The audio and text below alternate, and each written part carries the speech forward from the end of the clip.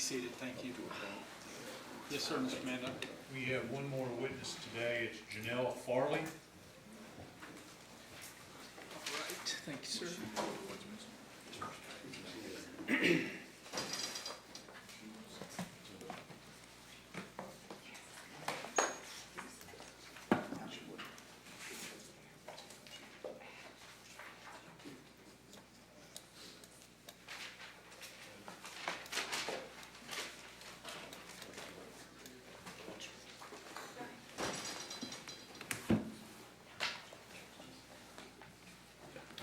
Like this way.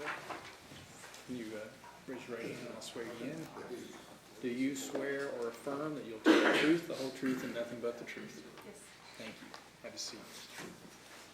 Good afternoon. Thank you for your patience today. My name is Joey Hill. I'm co-counsel. We're representing the Judicial Conduct Commission. Can you please state your full name and where you reside for the commission? I'm Janelle Farley, and I reside in Owensboro, Kentucky. And what's your occupation, Ms. Farley? I'm an attorney. Are you self-employed or are you with a firm? I'm self-employed How long have you been in practice? since 2008. Did you know Judge Gordon before she was appointed judge? Yes. Elected judge. What was your relationship like with Judge Gordon before she took the bench? She was at my 10-year-old's first birthday party. We were friends. We were in a small book group together. We ran a 5K together. We've gone on holiday together. My kids knew her kids. So did you have a professional and a social relationship? More social than professional. We worked a little bit together. At the time, I was on the GAL list for all 3 divisions, and Julie was sometimes on for one division, and there were periods of time where she might not have been, but we socialized together more than we worked together. And now, are you a regular practicing attorney on the JDNA docket? Yes. And do you serve as a guardian ad litem in Judge Gordon's courtroom? Yes. Okay. Is that a large focus of your practice? 98%. Is GAL work? Or court-appointed counsel, either on the JDNA docket, sometimes in CI cases, sometimes in adoption cases, rarely in like foreclosure cases for incarcerated adults, but it's all court-appointed work. And was there any period of time where you were not receiving GAL appointments in Judge Gordon's court? Yes. Okay. And how did you find out that you were no longer receiving appointments? I noticed through 2017 that my numbers had changed. I didn't notice it a lot. It was brought to my attention by other people on several different occasions, but I went back and looked at my 2017 appointments, and all of my cases looked to be cases I'd already been on, and so it was like a family I was already familiar with, and I was put back on the case. And any new appointments were very specific. It was either I was appointed for like a tertiary third-party father who might have been not involved in the picture. They were like abandonment type cases where a grandparent was filing for a dependency petition, but there weren't. It was significantly different than it had been before, most of 2017. So is it fair that you started kind of noticing it yourself? And was there any other conversations you had that with anybody that confirmed that you had indeed been paused or stopped? I remember it was late 2017, I was downstairs and Clay Wilkie came up to me, said he saw a list, that he was really surprised I was on it, that I needed to set up an appointment with Judge Gordon to figure out why I wasn't on it. He said that it'd be a shame if you weren't on the list, and that's the first I heard of it. Okay. And Clay Wilkie's another attorney who practices as a GAL as well? Yes. And the list that you're referring to is Judge Gordon's GAL list for her courtroom? Correct. And when you heard that, did that come as a surprise to you? It did. Okay. And did you ever find out why you were removed from that list? I, for several weeks, tried to get an appointment at her office I finally did in January of 2018.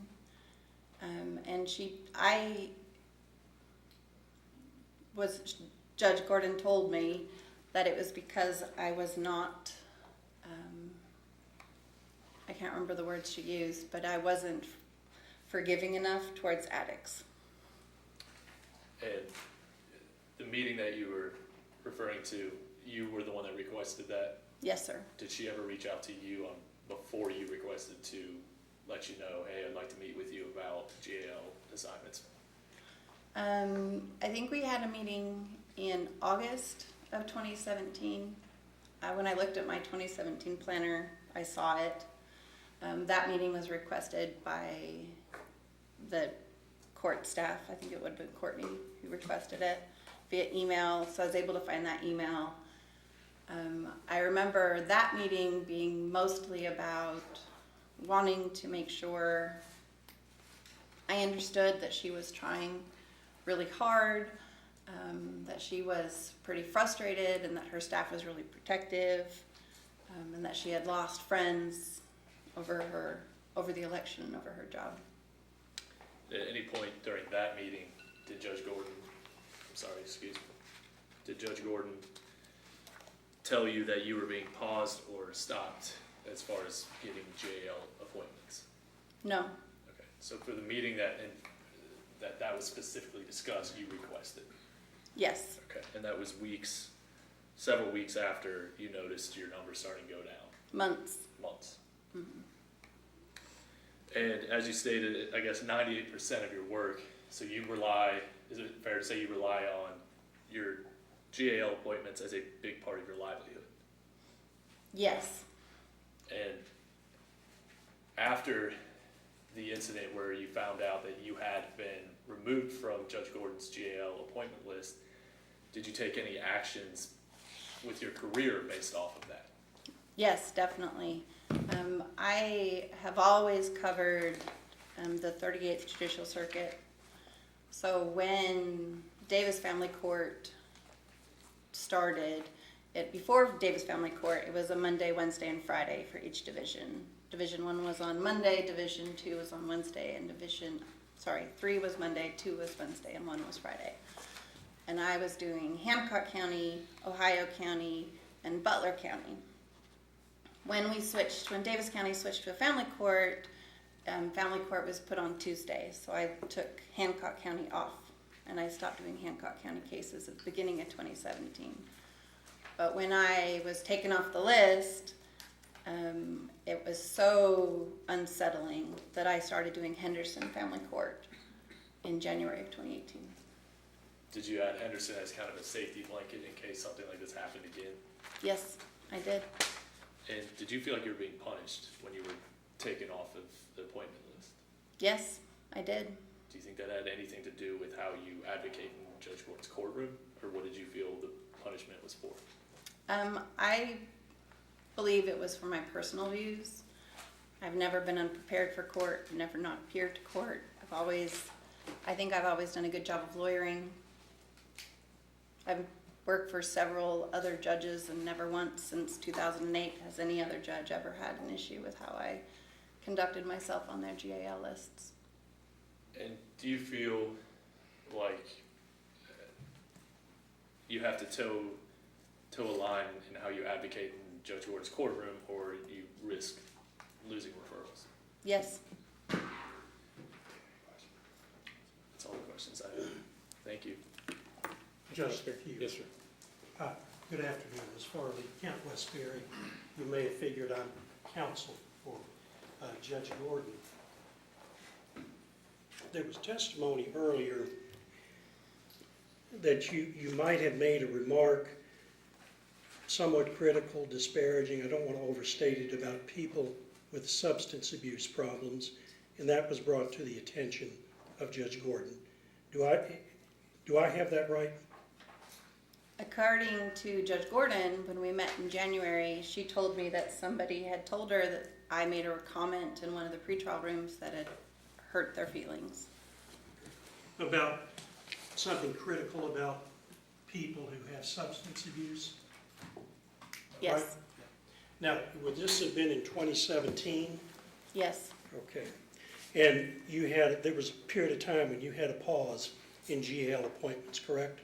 most of 2017, Okay. yes. Excuse me, Mr. Redford, I may I appreciate, approach the witness with this yes, I exhibit? appreciate you trying to elevate me, but I'm merely the chair. And Mr. Mando, the same goes for you. I can't, well, you actually have one here, but do you have any objection if I just stand with her for a few minutes? That's fine. I'm not gonna Yes, sir. browbeat anybody.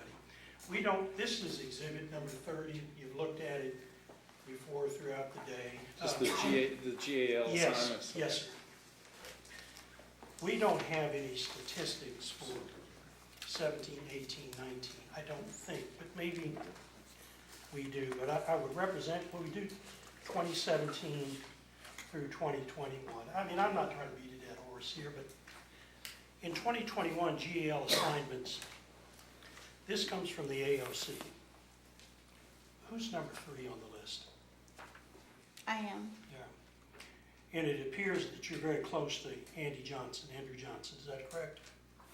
Yeah. And on the top was Clay Wilkie. Do you know if that covers GALs as well as CAC? That's a good question, and there's some confusion about it. Look at 2020 though. It's the second page on exhibit number 30. You're at the top of the list as well. Correct. I mean, you're a good 23 or more ahead of Amanda Bragg and 37 thereabouts ahead of Mr. Wilkie, correct? Correct. Now look at the total, and again, this comes from the AOC. Number of assignments per GAL 2017 through 2021. That's the time frame I think we're talking about here. Is this divided by counties as well? Now, my understanding it's Davies County, but I don't know. But the point I'm looking at is, who is number 1 on the list? I am. Yeah. And your number is 370, ahead of Jennifer Hendricks and Amanda Bragg. By a reasonable margin, you have at least the most appointments listed. I do have a lot now. Yeah. And this covers 2017 to 2021, correct? According to whatever this document represents. That's what it says.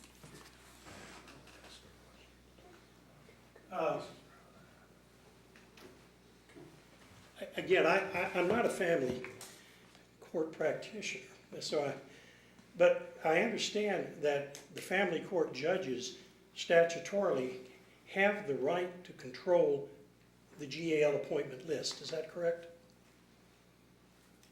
I know that there was a change in the law. I want to say it was 2018, but it might have been later, that controlled how the lists were supposed to be operated in the different counties and by the different judges. Yeah. If you know, in Judge Gordon's court, were certain of the attorneys that participated in GAL appointment, did they like to be appointed to certain types of cases as opposed to others? If you know. We've never spoken, and I've never asked you that question. I know that there's the opposite.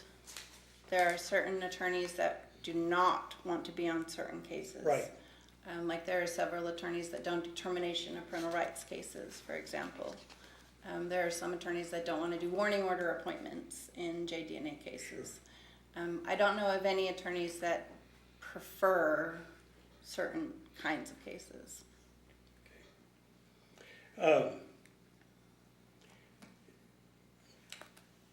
One second, please. Yes, sir. What else?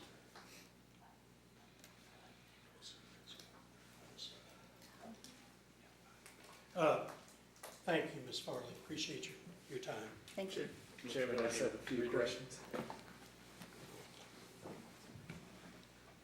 Ms. Farley, did Judge Gordon confront you ever before removing you, or about that statement that Mr. Westbury was referring to before she removed you from the GAL appointment list? No, And you were removed from the GAL appointment list until you initiated a meeting with Judge Gordon? yes. And what did you have to do to get back in good graces with Judge Gordon?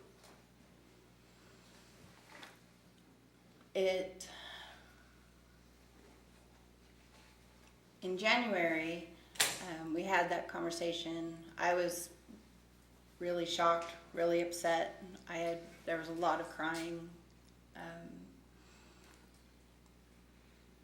And then she put me back on the list. The cases I was getting were still not GAL appointments. They were CAC appointments, tertiary parent appointments. The GAL is when you represent the child, so it wasn't very many of those. And all of that changed in the second half of 2018. I started getting a lot more GAL appointments. That's when you notice it start going back to, Yes, definitely.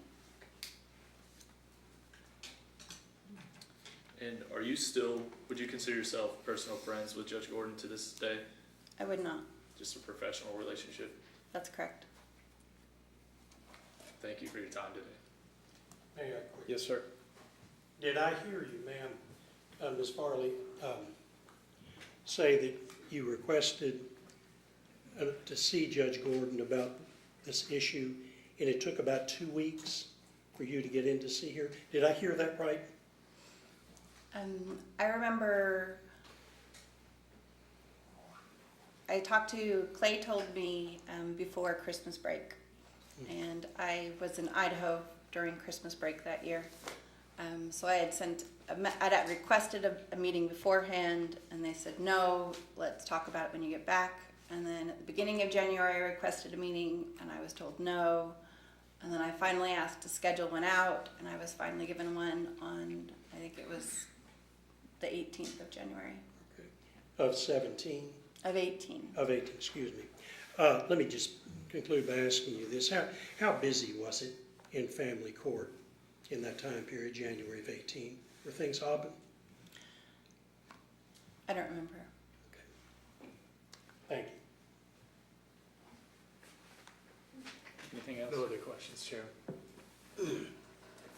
Hold on a second, the commission gets to ask. I'm gonna start with Mr. Judge Coleman.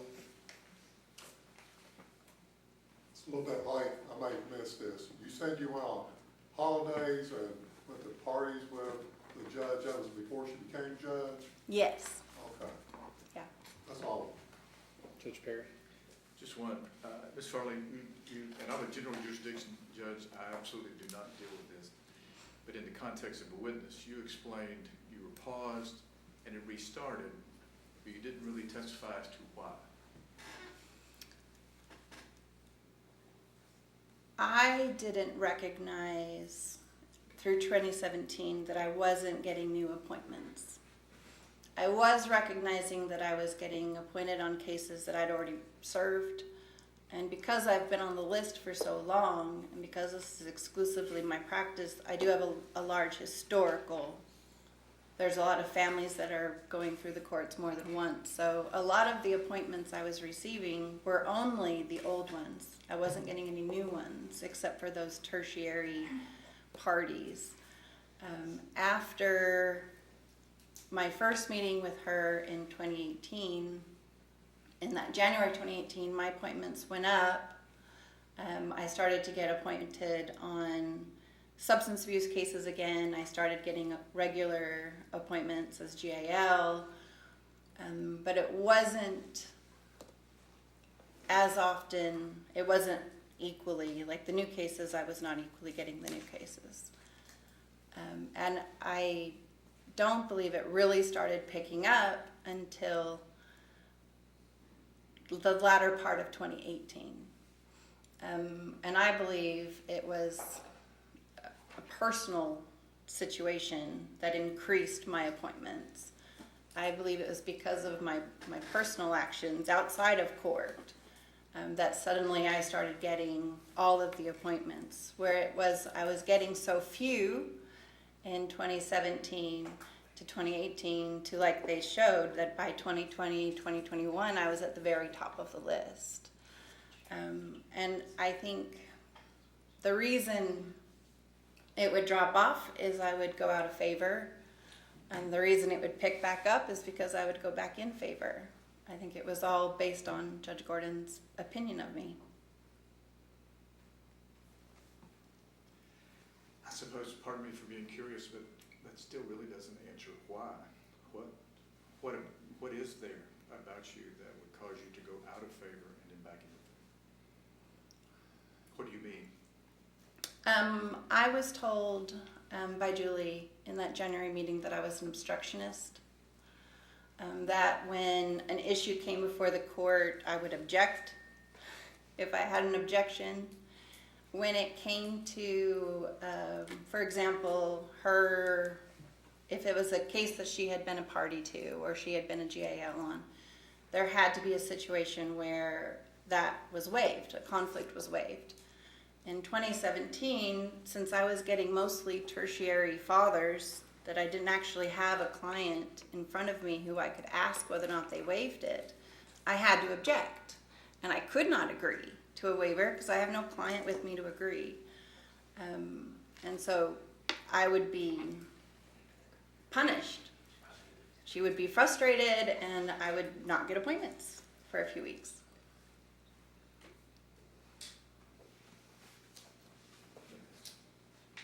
Judge Acree? I need to connect a couple of dots. I'm not quite sure. When you talk about new appointments versus old appointments, you only get, I assume a judge could override it. I think they're allowed to override the limitation on the fee, but is that correct, first of all? Can you ever be paid more than $500 in one case? No. That's okay. When it turned into a family court, suddenly the fee jumped from $250 to $500. Right. But whatever the limit was, you couldn't Correct. be paid more than that statutory. Correct. What I'm referring to is a new appointment on an old case, meaning family A had gone through the system, had the children returned, and then we're back in front of the court for whatever new reason. Did that reset the payment, is my question? It did. Okay, If there's so- a new petition, there's a new payment. But if there's a new petition, that would be a new case. It's the same case, but an additional trailer number, Okay. if that makes sense. So the new trailer number would allow the judge to pay you another fee? Correct. Okay. Yep. I think that's all I've got. Judge Janelle? No questions. Judge Thomas? So prior to Judge's election, you said you vacationed together, you said you were personal friends, right? Yes. So once she becomes a judge, do you still see each other personally? Do you still go on vacations together until the wheels fall off? No, I think the wheels fell off before the election. Out of our friend group, the book club that originally started way back when, 2 of the different attorneys were running for judge at the same time. And I very distinctly remember it was blueberry picking time. I had, my kids were with me, I was picking the blueberries, and I told her, I said, I'm supporting the other candidate. I have from the beginning. And that's the last I heard from Julie. Crickets. I didn't get any more text messages. It was done. I'm not on Facebook. I've been off social media since 2015, 2016, so it was just kind of crickets since then. But when she does go on the bench in 17, she puts you on the panel, right? I grandfathered in, but yes, when she put me on the list, I definitely expressed that I wanted to be. Yeah. Because you had been, you think that's because you've been there before, you were grandfathered in, and you said, I still want to be on, and that's why you were still on. Correct. And you had said that one of the reasons, you had this meeting with Judge and her staff in August of 17. Yes. You were really kind of cryptic about what happened then. What happened then? Why did she call you into her office?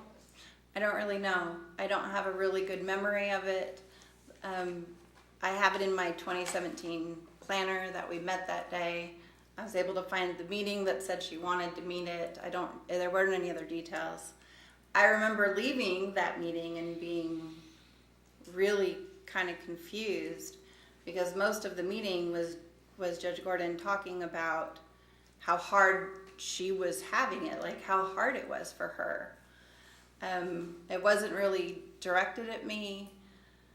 So it was a confusing meeting. I didn't really get much out of it. I don't know really what the purpose was.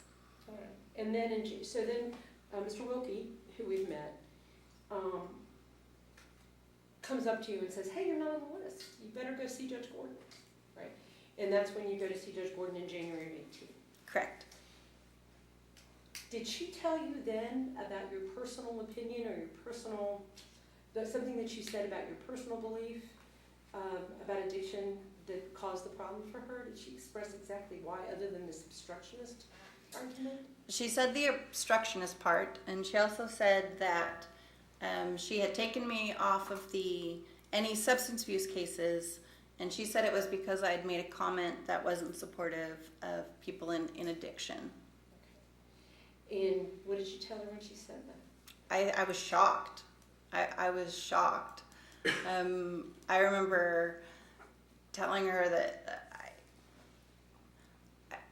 I remember just being so confused because I've never not been supportive of my clients who are in addiction, but I'm not pro drugs. I see every day how much they destroy families' lives. I am very strict in my views about what's an appropriate choice as a parent, and using drugs is not one of them. It's not an appropriate choice for a parent, but I couldn't see how that would interfere in my lawyering or how it's ever interfered in my lawyering. So I was really confused, and then I cried, and then I was put back on the list. At some point you said, I don't think it's because of my lawyering, but it's something that I was doing personally outside the courtroom that got you back into favor, as I think how you phrased it. What was that? That's also cryptic. Yeah, it's my personal view is that when Julie's cousin, who's one of my best friends, suffered a very serious loss, we were kind of put in a similar orbit again. My good friend Katie Reardon's husband died by suicide the day before school started. And I immediately dropped everything and basically moved in with her. And her girls are the same age as my girls, and they've always been best friends. And I went to law school with Katie, and that's really kind of how I got to know Julie in the first place. So when that happened, I was having regular interaction just about Katie. I know Julie's husband was handling a lot of the issues, the legal issues regarding the gun and the body. And I was kind of the go-between. I was helping get the funeral arranged and take care of the children. And I was basically living with Katie at that point. And so I think it was because of that I started getting appointments again. Because you went into each other's orbit again in a personal way. Yes. Yeah. So Judge felt more comfortable about putting you on her GAL panel, I would think. Is that what she's telling you? I believe it's because she thought I was a good person again. Okay.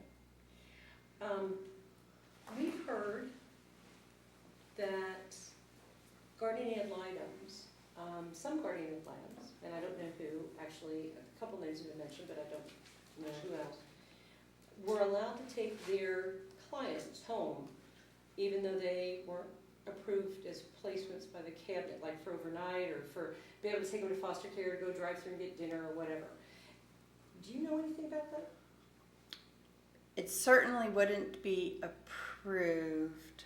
I have been, as a GAL, able to go to placements and see children that were like hospitalized at River Valley, for example. I've gone there to see clients quite a bit. But transporting or taking to my house, never. Not for you, but did you ever hear about that happening with any of the other GALs? Only scandalously. There were rumors of, it was not like it was not ever mentioned with approval by any stretch of any imagination. So you weren't in court when it happened. I guess that's what I'm trying to get to. Correct. This is all just part of, as the other judge said, the grin that comes to you. You just heard it through the grapevine, but you didn't witness it yourself in court. Correct. Right. I definitely heard rumors of other GALs or CAC counsel having inappropriate boundary breaches with their clients, adult clients and child clients alike. Thank you. No, any further? Mr. Collins? Dr. Hayes? Can I get a little more specific about, excuse me, you said that when you had this meeting on January 18th, 2018, that there was discussion about a comment that you made that was, I don't remember your exact words, but not supportive of those people struggling with substance abuse. Do you know what the specific words that you were supposed to have spoken were? I tried really hard to think back what it could have been. And the only thing I could have identified was I think it would have been in August or September, maybe even October. There's a case that was currently in the Court of Appeals that Judge Julie Gordon was the judge presiding. And I was GAL on that case, and I was pretty frustrated about the mother continuing to relapse and continuing to relapse and continuing to relapse and continuing to relapse and continuing to relapse. And I remember it wasn't even a specific comment, but it was the same parties. So it was like the county attorney was in the room. I think there was another attorney in the room. I think there was a social worker in the room. It was just in a small pretrial room. And I remember being just so frustrated that by this client in particular and clients that I've seen, meth is just one of those drugs that just destroys and destroys and destroys and destroys, and there doesn't appear to be an end to it, to the destruction. And that's what my comment was that I was told. So she did, in the January 18th, 2018 meeting, she didn't tell you what? She didn't tell me specifically what it was. She didn't tell me specifically who I had offended. Well, she testified, once again, I'm paraphrasing a little bit, that you apparently said that you wished that meth addicts were like opiate addicts and would just die and have that over with. Does that sound like something you would have said? No, but I do know we talked similarly about another case I had, like in that same pretrial room. I had two cases going on, and one was an opioid case. And I had very strong feelings that in opioid cases, my family see that this is a life or death kind of thing. And in meth cases, it never is a life or death kind of thing. So what I understand you're saying there is that that a meth addiction isn't taken seriously enough because Correct. It doesn't appear to be terminal. Correct. It's just gradually degrading of everybody around the people. Correct. That's what my statement was. In the opioid cases, I've lost clients. And in the meth cases, I see families year after year after year, and it's the same never-ending destruction. Thank you. Any other questions from the commission? Okay. Thank you very much for your time. May I quickly? Sure, let's do. Is Mr. Hill done too? No, I'm done. Thank you. Just quickly, do you remember, and this is consistent in response to Judge Akery's questioning of you, you see the gentleman down on the far end of the table, he's Mr. Weaver, the investigator. Yes. Do you remember meeting with him June of last year, 2021? Yes, he came to my home. Right. And Jeff, I've just got Joey's page 8. Page 8, we got it. You got it? Yeah, well, just tell me, it's Jeanette, it's her statement? Yeah, Janelle Farley. Okay. No, I've got it here somewhere. I mean, honestly, it's pretty consistent with what you said, but do you remember telling Mr. Weaver that you were just making a flip comment that I probably shouldn't have, but it was like we were just talking, and that was in the context of what you were describing a minute ago?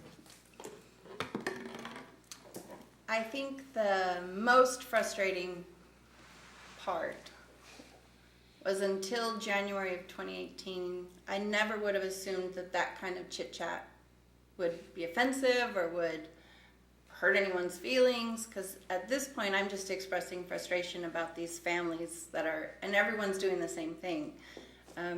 We deal with a lot of trauma, and I think we blow off some steam in those pretrial rooms. Yeah. But after January of 18, I knew that I had to be very careful with what I said. Right. Because no matter where I am, if I'm in the judicial center, it could be used against me. Right. Well, in the room, the pretrial room you were talking about, as I read your statement, only professionals, no clients? Correct. In the room. Yeah. And I you should talk- not have said it, not because what I said was wrong, although I should be more sympathetic to the families of suffering, I suppose. But I shouldn't have said it where I said it, because, Other professionals heard it. well, because it would take me off of the list. Because if I said anything that upset the judge, I would be taken off the list. And anything you say anywhere within the judicial center would get back to the judge, and I could be taken off the list. That's Anything all I else? have, thank you. Thank you. Anything else? No other questions? Anything else from the commission? Thank you. Is this witness released? Yes. Thank you, ma'am. Thanks. Thank you for coming. Mr. Mando, 10 after 6. Yeah, we do not have any further witnesses today. I anticipate, I'm going to consult with Mr. Hill and Mr. Weaver, I anticipate we may be closing. But I'd like some time to go over that with them and maybe officially state that in the morning. That suits me. Is that good with you, Mr. President? Yeah, yes, that's, I would like to approach on scheduling. Yes. And we also, there's a few additional exhibits that have been referenced and talked about this afternoon, and we want to make sure the record is up to date in terms of the exhibits that we're going to seek to introduce into Let's evidence. clear that up. And then lastly, for me, you had, I know, 2 witnesses by deposition. So Yeah, those are those yours. Okay, we'll talk Yeah. about that. All right. So for now, let's release everybody, and then we can chat with whatever we need to discuss. So we'll be adjourned until 8:30 in the morning.